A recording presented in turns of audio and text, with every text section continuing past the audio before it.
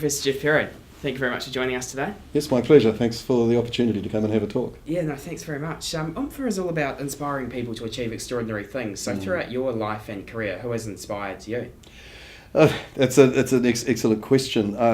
I think that the inspirational people for me have been people who've made a major difference. I mean, with a background in history, there's a number of historical figures.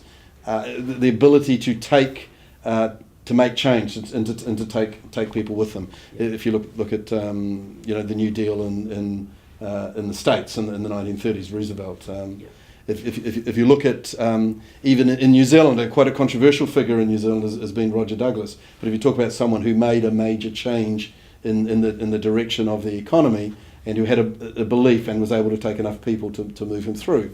And I suppose if you look back at David Lange at the time as well, with the stand that New Zealand took on the nuclear powered, the nuclear situation facing the American warships coming in and not wanting them to come in. So basically, people who had a clear vision about what they wanted to achieve and were able to implement change and take enough people with them that they had a major influence on outcomes. Okay, great. And from spending a lot of time in business, do you see business people and entrepreneurs who are successful generally have mentors and people who help them along the way? I think they are important in becoming more so. It's becoming more formalised, that people are aware of the need of mentors. But when I look at my own career, and I've had a couple of mentors who I work with, but I also think there's examples in people who have paved a path who can help them do it. Now, it's not the same, it's always unique, but the experience and the knowledge they can gain from someone who's been there and done that is helpful. But I think the whole mentor process is something that's become more regular and systematised, if you like, in the last 15 to 20 years. It's actually having quite a good schedule of sort of meeting once a week or whatever. Well, or to the extent that people think more about it, that I should search one, I should look for one. Yeah. Although, I mean, historically, my sense is that it happened more serendipitously, that you happen to meet someone. But I think it's something now people are more conscious of, that they should look for someone who can help them. And even thinking about where they might have gaps. And the fact that there are a range of associations that can help support that has made it easier to do. Yeah.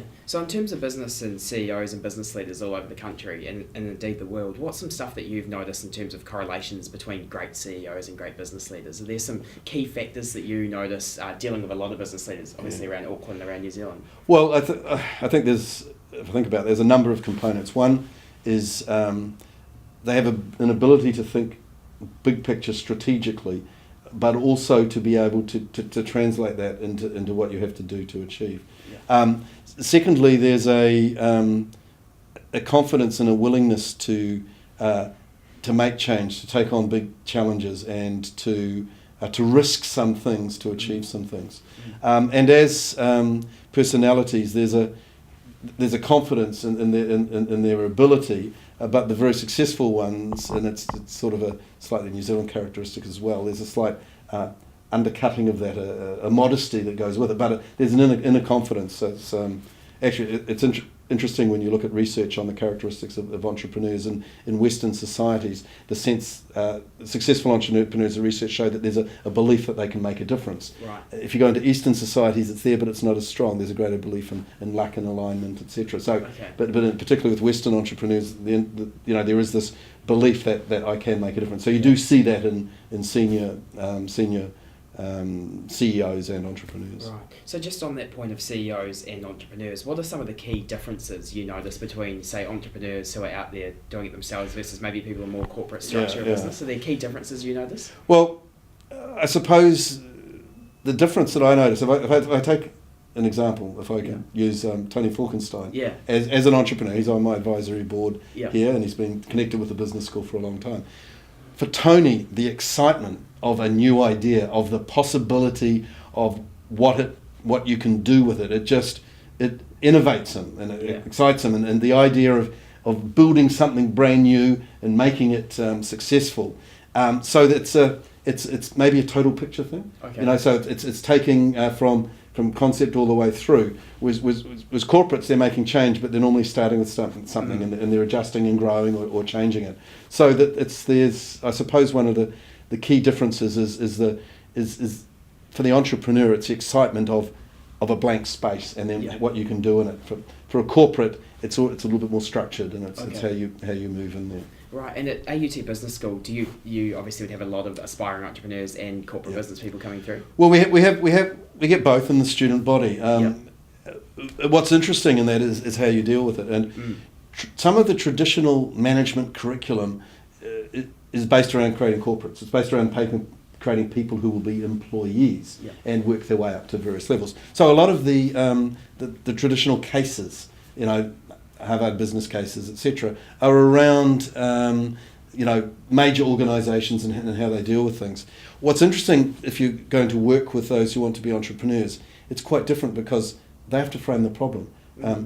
Ambiguity, uncertainty, complexity is there. So in the delivery of entrepreneurship curriculum, it has a different approach than when you're delivering management curriculum. I mean, there is overlap, but so not to make it too black and white, but in an entrepreneurship curriculum to grow that ability, you're wanting people to identify an issue and frame, a possibility, and frame it and work their way through and gather all the data.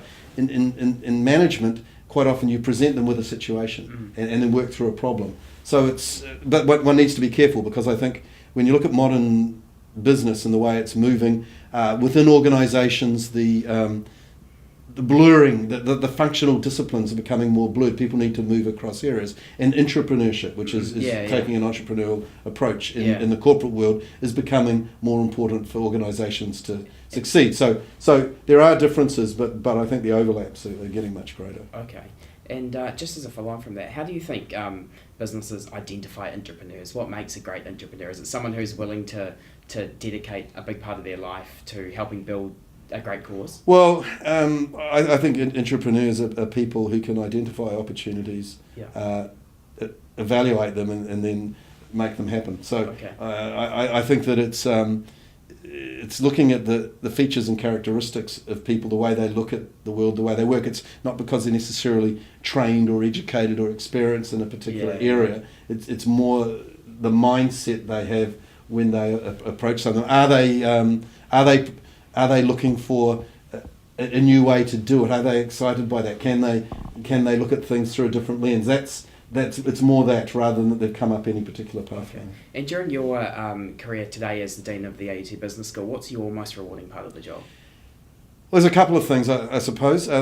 One is we talk about transforming lives. So you're taking a school leaver or a mature student who comes back, and through the program they're given learning opportunities, and they come out the other end, and it's had a huge impact. Now, there's a couple of parts to that. One is we have a very strong international program. We have a large proportion who go offshore.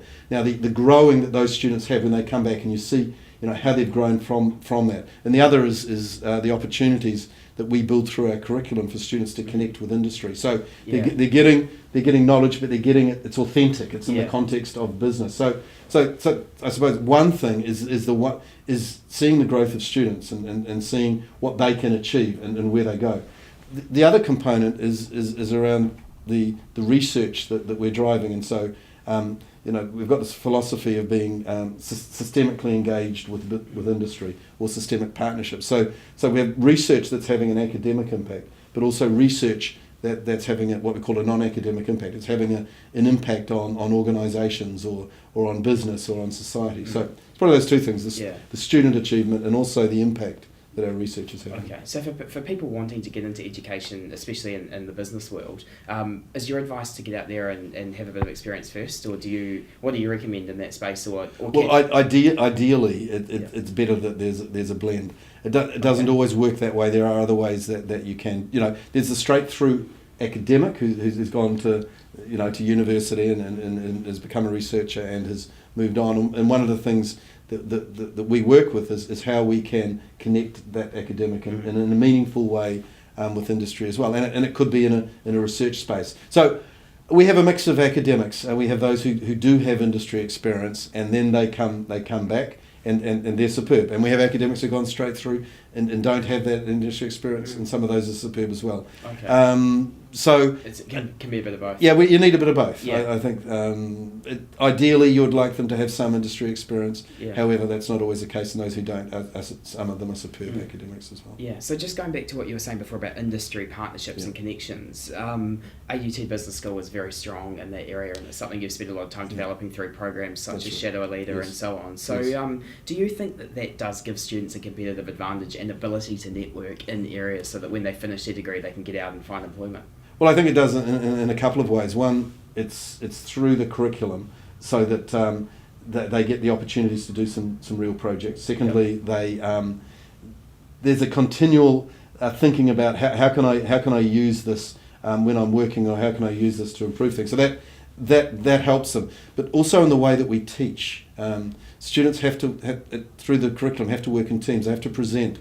They have to work with people they don't like, which is part of that's life. But we also have a capstone in the undergraduate program, which currently is unique to us. A couple of the other universities are catching up on it. Yeah.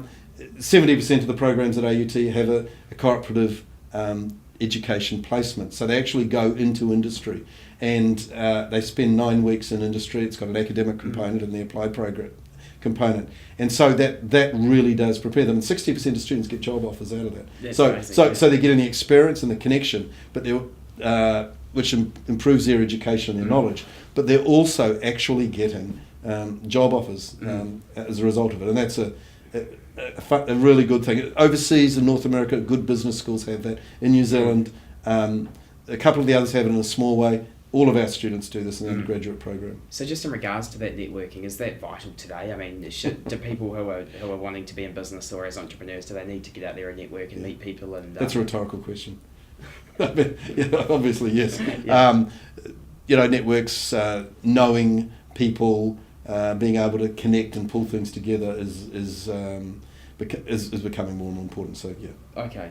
And you've done quite a bit of research yourself in terms of international trade and so on. Are Kiwis thinking global enough in their businesses? I think we could think more global. Okay. I find what area specifically? Well, I think that New Zealand, it's one of the interesting features of New Zealand is that New Zealand business grows to a certain size and then Kiwis are satisfied. So there's a sense that, I've got the batch, I've got the second car, I've got a couple of investment properties, that's it. And you can do a lot of that just by being an onshore company. And so I think I would tie it to the level of aspiration. It's interesting, if you go to California and you go into the States and you look at the aspirations of business people there, they're much bigger. Yep. On average, okay. Than New Zealanders. So there's a degree to which I think in New Zealand we've got a satisficing mentality, and we're happy to reach here. And so for our businesses to go global and to be truly big businesses is not the aspiration of a lot of New Zealanders. So rather than specific sectors, I think it's a little bit of a mindset. We've got entrepreneurial people and very successful, but if you take a group of students and you take them into parts of California and they come back, they're absolutely turned on by the possibilities of what they could do in a way that they don't quite get here. So to me, it's more about aspiring to be big, to have a bigger impact, rather than satisficing, which is quite comfortable, work-life balance and all those things. Yeah. But I think that's one of the barriers that it's more of a psychological barrier that does limit some of our expansion. Okay, and for you, Geoff, what's your dream still to come? What do you want AUT Business School to become? Well, as a school, our aim is to have a major positive impact, and we are. But to have an impact on business, so that they are seeking us out for the consulting, for the research. They're seeking out our graduates because they're really making a difference. And when I talk about making a difference, it's two things. It's making a difference to the business, but also with our graduates, it's making a broader difference in society. The idea that the concept that business education is more than just preparing someone for a job. It's also giving them the skills and the capability have a bigger influence on society more broadly. So that's where we're going, and so what we want to achieve is to make that happen, so that it happens in a resounding way. Yeah. So just a couple of quick fire questions to finish. In summary, what would your sort of top 2 to 3 bits of advice be for business people out there or entrepreneurs? Two or three bits of advice. Well, one I think is if you don't start anything, nothing's going to happen. Yeah. Secondly, is that you need to be forward looking. You need to be looking for those opportunities and where the opportunity might be, and being able to connect things together. And thirdly, you're not always going to be successful first time. Yeah.